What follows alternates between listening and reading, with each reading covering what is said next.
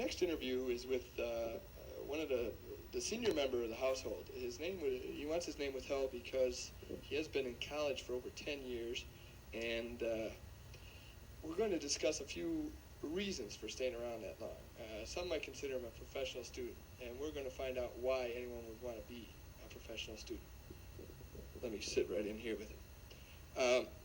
I'll just call you Mr. X, if you don't mind. No thanks. I'll call you Mr. X, since we don't want to, reveal your name, Paul. Why have you stuck around in college so long? Is there a reason for it? Well, no, I've been in college and I've had a good time. I feel I'm going to work the rest of my life when I get out of college.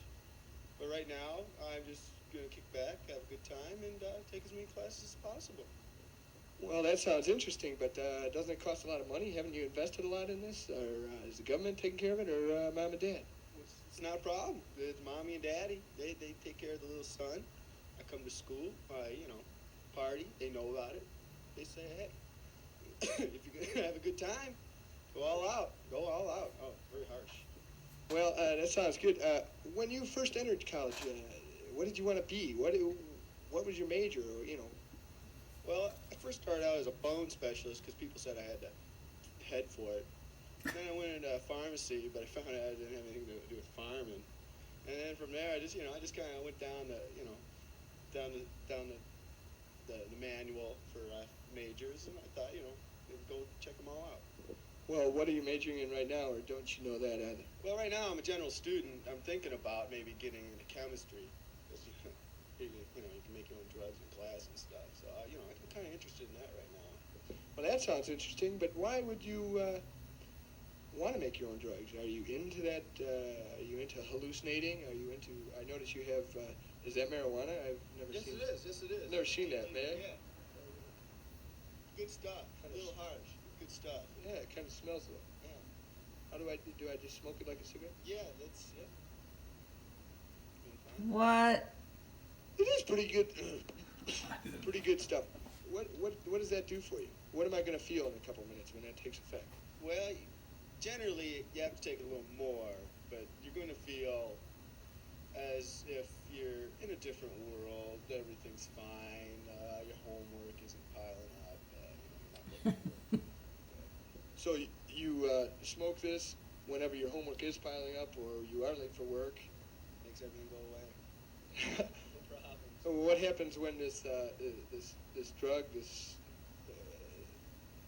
pot wears off? Well, I usually nap for a couple hours because it is a depressant.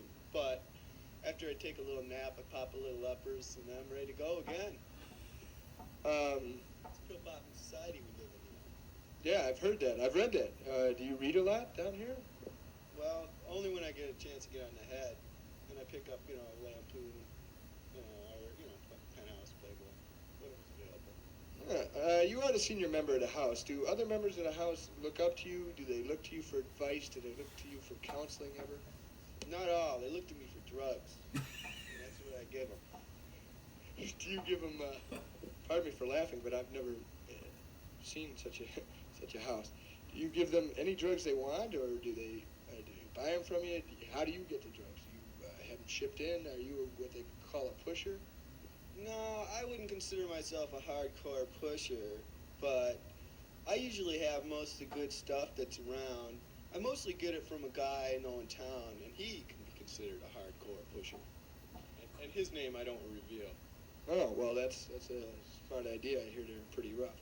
But how much drugs, what type of quantity are we talking here that the household goes through? Pounds. Pounds of what? Pounds of pot, pounds of speed, pounds of lewd. Pounds. Pounds. Is that per week, per month? Monthly basis. It's kind of a light house, but I've heard other stores on campus where it's just unbelievable.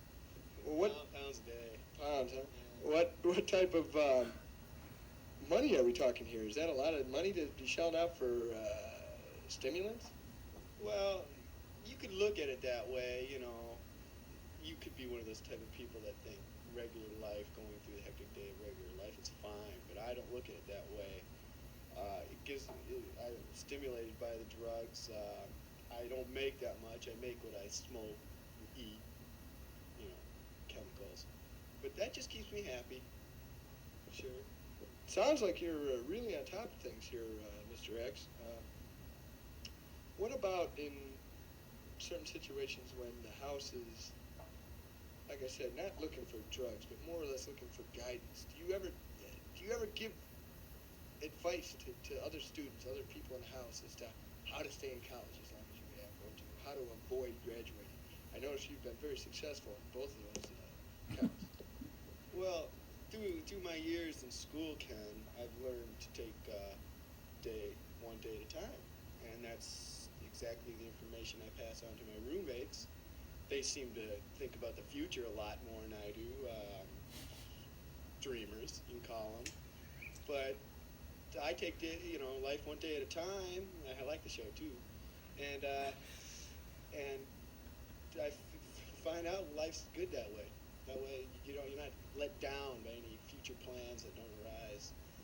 Well, I think you have an interesting attitude towards life and towards school, and I wish you the best. I hope when you get out of here, if you get out of here, you become successful and do whatever you want to do. Well, thank you, Ken. Thank you for the interview. Anytime.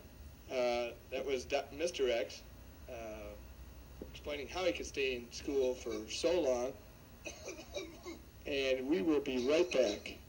Thank you.